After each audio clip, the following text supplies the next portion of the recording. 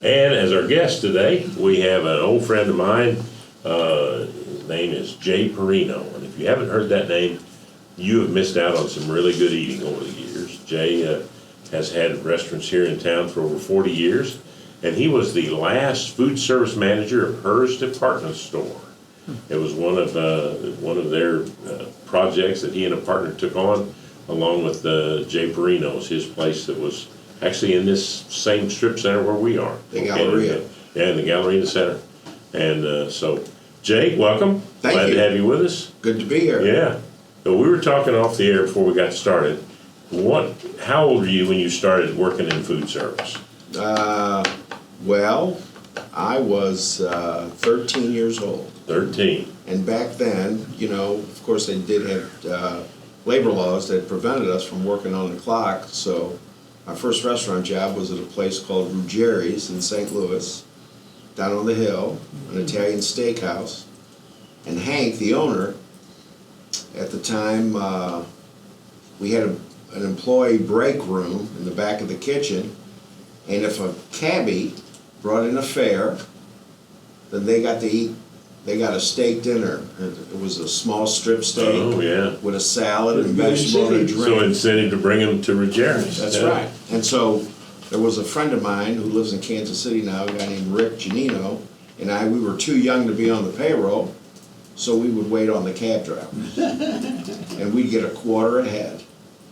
Now, what year was that? Oh, well, I was 13, so you do the math. Well, see, I started in the grocery business when I was 15, and I made 40 cents an hour. So, that was... Well, we got a quarter a head, so we make about $5-6 a night, I think. Yeah. That's pretty We good. did pretty good. Pretty good. Quarter a head, what is that? That's about 20 cabbies. Yeah.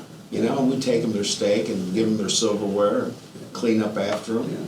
Listen to their stories. Yeah. Yeah, that was the start. And then as we got older, then of course we got to, be bus boys and other jobs there in the restaurant. So how long did you stay at Ruggieri's? Off and on through high school. Right. Yeah. 4 or 5 And years. then you got started, you took off on your own after that, or worked Oh, no. I worked for different restaurants up in St. Growing up on the hill, there wasn't a whole lot of, besides restaurant, there's a restaurant on every corner up there. Right. And there wasn't really a whole lot of, car wash work or this work or that work. Besides being a paper boy or something along those lines, you worked in restaurants. Right. Kind of like down here, see, you worked in the grocery store. Yeah. Oh, okay. Yeah, they were everywhere. Right.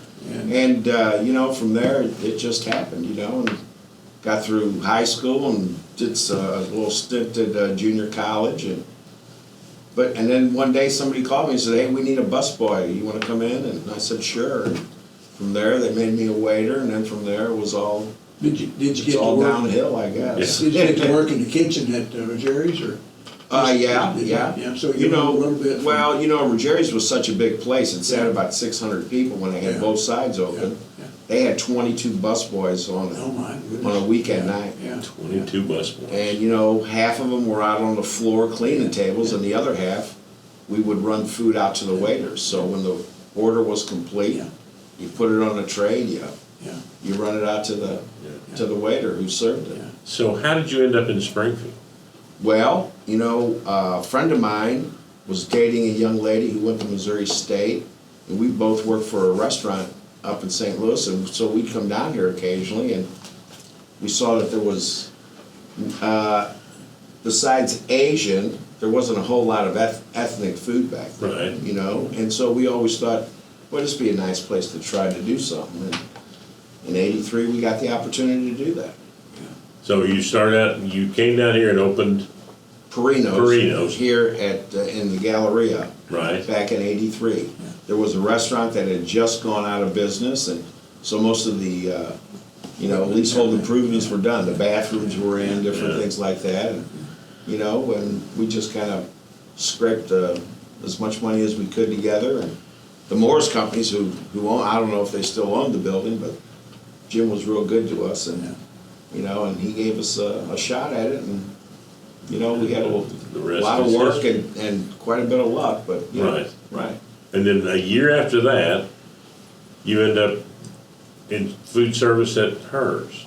Well, it was a Brian? little bit longer A little than bit that. longer? But at the time, Janet Boswell she was the president of the local HERS or Right. whatever, however that infrastructure was, and she was a regular customer here at Parrino's. Yeah, And they had a food service going down there, and she didn't want any part of it, and I could understand why. And so she approached me, and she said, if you want to take this over, that'd be great, and all I want you to do is bring people in. So you bring them in, we'll sell them some merchandise. And so we got the mezzanine, which was a cafeteria, Right. and then we got the garden room. right. You know, and we were there from '87 to '94. So the last 7 years that the store was open? Yeah, Yeah, yeah. And again, I had a partner at the time, and he ran that store. right. You know, and it was open basically for lunch. You know, where Parrino's was full service and all that stuff. Right. Yeah, Yeah, so, yeah, Parrino's was lunch and dinner, and then this was just lunch only. just lunch only. Yeah. In fact, we didn't even have a key to the place. You know, because it was in the Yeah, store. already right. open. Yeah. Right, exactly. You know, so And that garden room, tremendous amount of history in that room. I mean, every businessman in the downtown area back in the day, that was where they met for lunch. I mean, that was like the be all end all for the Chamber of Commerce and everybody else. They all met there and shared lunch and talked about how to make things better downtown, because that was where everything was happening. What was it like by the time you took it over? Was it still that kind of a turnaround of people? as you know, I can't really speak to that business climate in general, but I will say this is that there was a table of 8, if I'm not mistaken, Yeah, a big big round round table, yeah. right? And nobody could sit at that, but people would just come and go. Men would just come in, sit down, and everybody knew everybody. Yeah. And we just carried on the tradition. You know, we just let that table sit. Yeah, and some days it was busier than others. You know, there'd be a half a dozen some days, and some days there'd only be 1 or 2. You know, That's what I call the spit and whittle club. The spit and whittle club, okay. And Yeah. you know. Yeah. Now, as we were down there, though, we did pick up the Downtown Kiwanis Club. They would meet there at our store at every other Friday. And so, you know, we were down there for 7 years, and so we got to know quite a few Right, people down there. right. You know. I have vivid childhood memories of the gravel bar, the place on the mezzanine. On the mezzanine, Yeah, that's yeah. what they called it. It was a gravel Yeah. bar. When we took that over, that was pretty much just a cafeteria, a hot Right. food table. Right. And we did some business there, but really the garden room was really the main focus down Right. there, you know. And, you know, everybody came in, they all had a story, you know. My parents used to bring me down here to see Santa Claus, and, you know, and you know, there was a lot of history, and unfortunately, they didn't pass along a lot of that to us when we took that over, you know. So we just tried to do the best we Do the best you could. could. Sure. Did you still have on the gravel bar? Did you still have the huge block of cheddar cheese? I don't think it was Parmesan. When we took it over, John, we put Parmesan in it. Oh yeah, no. As a boy, way back when, I would come up that escalator, and about halfway up the escalator, the smell of this 100-pound roll of Sure. cheddar cheese that was up there at the top of the hill. As you come up the escalator, that smell would hit you, and it just gets stronger and stronger. So you were kind of dizzy by the time you got to the top of the escalator. And they would cut big chunks off that and sell people actually packaged Sure. big triangles of cheese and things. Right, yeah. right. of course, it had set out at room temperature, and it was Well, better. hey. It Oh, yeah. tasted a lot better than Yeah, it being really cold. did. Yeah. Much better. But yeah, it was an interesting visceral kind of aroma. Sure, Just sure. knock you down coming up Well, the. and see, the gravel bar, your tea room up there, and was for the businessmen and what have you. The gravel bar was where a lot of the high school kids would gather there on the gravel bar. Oh, I see. And that was, you know, kind of their gathering place. They after school, and when they'd come downtown and mill around the square, and, you don't You never remember do that. You don't remember doing that, do you? No, that's my story and I'm sticking to it. You did that, you did your day. Yeah. You just hang That out, was just Well, loaf around at the a little bit. I didn't loaf very much because I was on my way to work. But, Yeah, exactly. That's kind of but my, it was not a fancy. It was not a fancy. No, it was a burger eating place. Yeah. Yeah. You know, lunch counter. yeah. Yeah.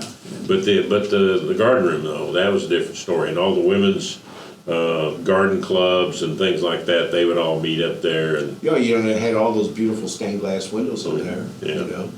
Yeah, they were inoperable. I mean, you couldn't open them up or anything, but boy, that light would just come yeah, through there. beautiful. Oh, yeah, and all that rich wood in there. In fact, after they closed, they just dismantled all of that. Mhm.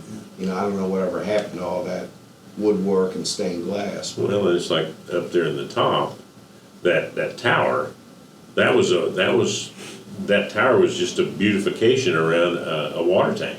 Oh, really? Yeah, and then you could walk up the outside of the water tank, there was a set of stairs that went around the water tank and up to the roof. And that's how you got up there to mess with the flag and stuff. Oh. Was this set of stairs around the water tank. And then anybody that went up there, whether to see the view or mess with the flag or whatever, wrote their name on the inside of those walls. On the inside of the wall that was the building or the square tower around the water tank. And I felt so bad when they gutted all that. They just chipped all that away. Didn't gather any pictures of it or anything. Yeah. And there was a lot of people that were movers and shakers in the city of Springfield that signed their names on the inside of that wall going up that little flight of stairs up to the top. Did not know that. Yeah. Shame yeah. on us as photographers not to do that. Yeah, I know. Yeah, I was lucky enough to get Well, into before it. cell phones, if everybody had a cell phone back then. Yeah. Thank goodness they did. That's what I gotta say. Oh, good. Can you imagine, David, where we'd be if they'd had cell phones back Be in then? trouble, wouldn't We'd be way past trouble. We'd be way on out there somewhere. Yeah. Hey, something else you talk about. You were one of the first. There wasn't many Italian ethnic restaurants down here. How many other when you came?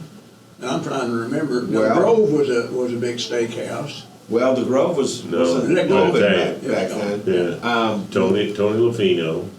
Did he have Napolitanos? Yeah. Napolitanos. Okay. I knew I don't think he was open either down on Walnuts. I Yeah. think he started on Campbell or something, then Started moved on to Walnut National, and then or and, yeah. someplace. And then Yeah. he was in that IGA store there on Cherry and Okay. Redstone. Well, when we opened up Parrino's, a customer that we got to know real well, that I got to know real well, Angelo San Paolo, Yeah. Yeah. he came in and we got to talking, and evidently his family used to have, and I could be wrong, correct me, you guys might know this better than I, but I think that they own some type of pasta factory downtown. Huh. Maybe where No, that was Where's there's a Springfield? big macaroni plant, and it was on the corner of Robertson and is that where Springfield Bruco is nowadays? no, it was the corner of Robertson and Square. Pershing, Okay. and it was Domino Danzaro. Domino Danzaro. Oh, okay. Domino Danzaro's macaroni plant. Okay. Well, Angelo told me about Napolitanos. Yeah. Yeah. You know, and there was a place over here in the Brentwood Center, on the north end of the Brentwood Center, and where the Gastro Pub is now. Mm-hmm. You know, and that was I can't think of the name of it right now. Oh, gosh. There was a German place in there. I don't remember an Italian place. Well, when we first moved here, there was an Italian Italian, place, and it not that we caused it. Now I'm not trying to say that, but Yeah. they weren't open Right. very long after we opened up over here at Parrino's. Right. But yeah, as far as ethnic food go, Yeah. it was mostly Asian. Yeah. You know, and then that was really about it. And steaks, of course. Yeah. Shady and Johnny Lou's and And Golden Grove. Lion and Grove, Yeah. but they were already gone. Yeah. And so, we came in, like I said, it was pretty much wide open. Right. Right. Not a whole lot of chains like Olive Garden and that kind of Yeah. stuff, Yeah. So you actually, Napolitanos and all had pizza, but you really brought the Italian Well, you know, menu. yeah, you know, and a lot of people, you know, I felt that when we opened up, you know, we left off spaghetti off the Yeah. menu. I mean, we offered it, but it wasn't on, you know, on the menu, so just so people would try other things and, you know, cannelloni and toasted ravioli and different things like that, you know. They weren't used to, yeah. Yeah, you know, What's a ravioli? Yeah, And like I said, you know, the Morris companies, you know, they took a chance on us and, you know, it worked out, so, you know. that's good, Yeah. yeah. So, what do you see as you worked through hers and saw the other places? What do you think was the downfall of that area, downtown? I mean, as far as, you know, hers closed and there were other places, I mean, by the time you were still there, whenever Butterfields was open, weren't you? You know, they had opened and closed and they were still there, yeah. And, you know, I don't know, I can't really say. I know that, you know, when we were down there, like I said, we were just open strictly for lunch, you know, and at nighttime, the night scene still hadn't picked up, you know, and then after we were gone in '87 is really when, you know, a lot of college-aged places, or that's probably a bad choice of words, but, you know. Right. So, but anyway, yeah, so. But there wasn't a whole lot going on downtown. It was all daytime orientated, you know. Pretty much 5 o'clock, you know, that square would just close up. Yeah. You know. Well, and by then, a lot of the businesses, when they moved the Frisco offices out of downtown, and those women couldn't come uptown and shop, and that was kind of the start of the demise of downtown. And there wasn't that, even that lunch trade was less, you know, when you were closing down there because of that. And, yeah, there were only a few places open. yeah. You know, there was a lunch counter, and and it was just west or east of the square. You know, there might have been one place down there called Bogart's, I think, or something, and it was up in the, you know, I had a basement area, something like that. Yeah. So there wasn't really a whole lot down there, you know, so. Does any of your family, are they still in the business, or? No, I'm the only insane one. Everybody else is. Everybody else has seen the light and gotten out. That's right, you know, that's like my kids, I said, you can do anything you want, but don't get into the restaurant business. Oh, goodness. That's just not right. You know, your place that you've got now, I mean, seems to be doing pretty well. Well, you know, usually the test of time is really the true test. We've been there 13 years, so, and I just fashioned it after the places that, you know, I grew up with down on the hill, you know. Right. A little bit of pasta and some sandwiches and, you know, a deli counter where you can go in and, you know, pick up a half a pound of salami or capicola or something along those lines, you know. So, and we have a small retail section that you're aware of, you know, so. Oh, that's good. Yeah. We had just opened up Parrino's, and, you know, back then, of course, there were cell phones, and so we had a payphone installed, Parrino's, and I guess it was Southwestern Bell lineman or whatever they were called then, technician. He was putting in the payphone. He said, son, he says, in 10 years, you're going to be in the middle of downtown Springfield. And I says, no kidding. And he says, yeah.